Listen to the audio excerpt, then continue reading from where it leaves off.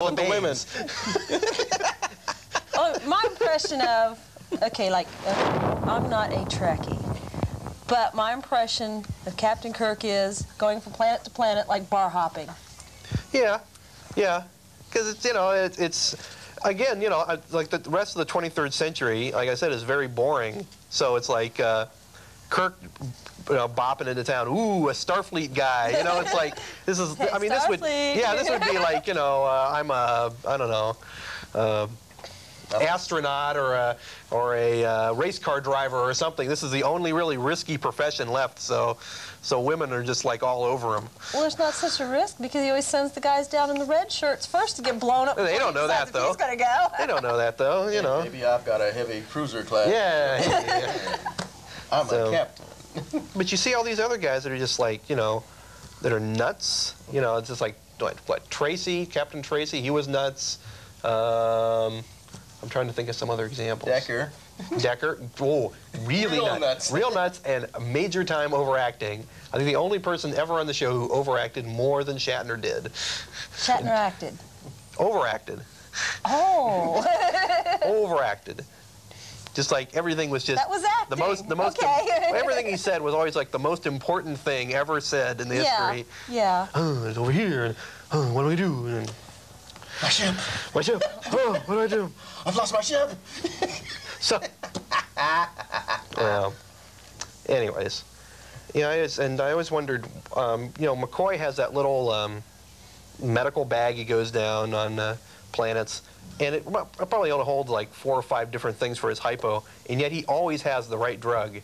I want to know what the deal is. He has like that universal antitoxin he throws in case Kirk gets bit by a snake or something, or a Mugato, or, you know, he has like the triox compound, and that's about all you ever see in there. But and yet it's like, oh, I just happen to have this in my bag, and put that in, and you put that, and it's like. Why did he go into space anyway? Because all he did was complain. Complain. Oh, I'd rather be back on Earth. I'd rather be a country veterinarian. I'd rather go out and shoot horses, anything but this. Well, the thing they say in like novels and stuff is he was divorced and he had a bad marriage. Oh, so he left. Alimony, huh? So I didn't want to pay the alimony. He's sorry, I'm out in space. Can't. That's the only job that probably paid enough to cover that alimony check. In the 23rd century. He wanted half of everything. Right. And these guys, you know. Just didn't make a lot being a regular doctor. Do Starfleet people like pay taxes, or I always wondered how much money they made. In the 23rd century. Are there really taxes? Well, I think the thing to consider there is, you know, it's like they must have some sort of credit system, you know, like a voucher. Yeah, yeah, like an ID card, you know. Because they must have like some sort of card with like their retina scan and their current credit limit and voice print and all that stuff, you know. But I figure like in the 23rd century, you know, like in Columbus, Ohio in the 23rd century, though, 315 will still not be fixed yet. So we'll still need to have taxes for stuff like that, you know. Well, anyways. Go ahead. You have a... No, I was just going to say that by then it'll probably be like an airway system, so there'll probably be other problems. Right, yeah, but they're going to need some sort of taxes. And no one here will still know how to drive. Right. Well, then it'll be worse because you'll be flying and different there'll be like 3D accidents. I ain't going to worry about it. I'm not going to be here. Well, it'll be interesting to find out. Okay. Anyways, the 70s series that never occurred, okay, just to give you an idea, that what basically happened was Paramount, like, debated for years whether they were going to do another one. It went on and on and on. They were going to do a series, no, they're going to do a TV movie, no, they're going to do a motion picture. And it went back and forth among this. And I think I saw a reference, like, I think in '73, that they were talking about it. I mean, that was like during the animated series that they were talking about doing another live action thing. And finally, basically when Star Wars came out, Paramount said, now we're ready to do it. You know, now that everybody else is doing science fiction, we'll do this. And so they were going to do a series, and it's basically a lot of the stuff that you see in The Next Generation, some of the stuff has they kind of moved those concepts over. And the only major changes was that Spock wasn't there because Nimoy didn't want to do it at that point. They weren't going to pay him enough money, so they had this other Vulcan named Zahn. But other than that, it's basically the cast of the first movie, like Decker and Ilea and all that. So, I mean, based at that time, do you think that 70s series would have worked as well as the motion pictures Another have? reason they probably didn't do it is they did have the animation going. And animation's a lot cheaper. Well, I mean, this is like by 77. Well, that was running in reruns then. Right. Right. Well, But so I mean, was you the know, live they were series. probably thinking, well, you know, these will keep the Trekkies happy Right. for a while. Yeah, but I mean, they were right on the verge of doing it. I mean, they had sets built and costumes and all this, and they're like, you know, it's like they're just about ready to film, and it's like, no, we're not going to do it. Which is, by the way, why the first movie cost so much money, because it includes the cost of that series that was never done. Uh-huh. So all the cost of those sets and costumes that were all thrown out and never used were all included in the cost of the first movie. Okay. But anyways. And the suits and everything, too, right? Right. Okay. All right. Well, it could have worked. I mean, It would have worked as well as the movies did.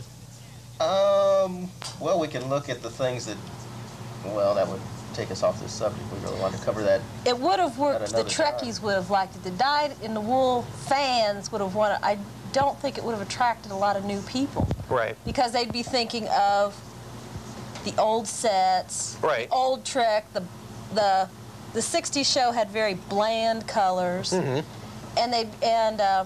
people would still think of that. And of course, by the 70s, we had all the neat effects started coming in. Right. It's like the birth of the effects era there. It's the big reason why I can't watch the old Trek unless the story is very good, because there's no effects, basically. Yeah. I'm an effects spoiled person.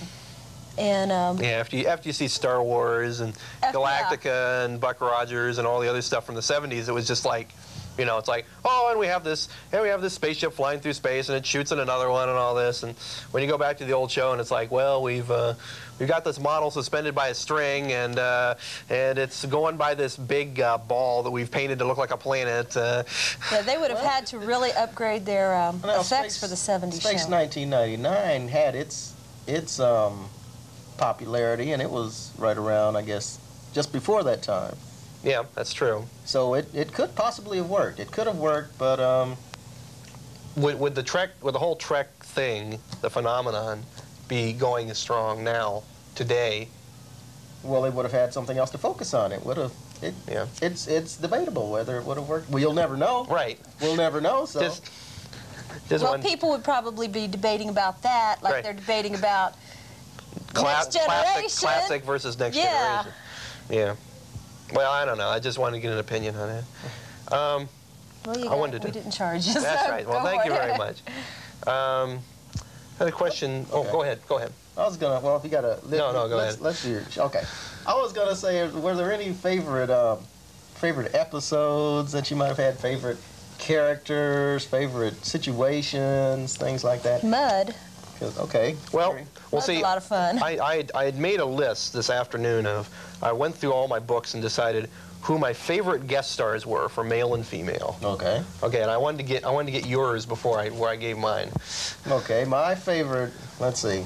I've got like 4 of each to give you, so you can pick more than one.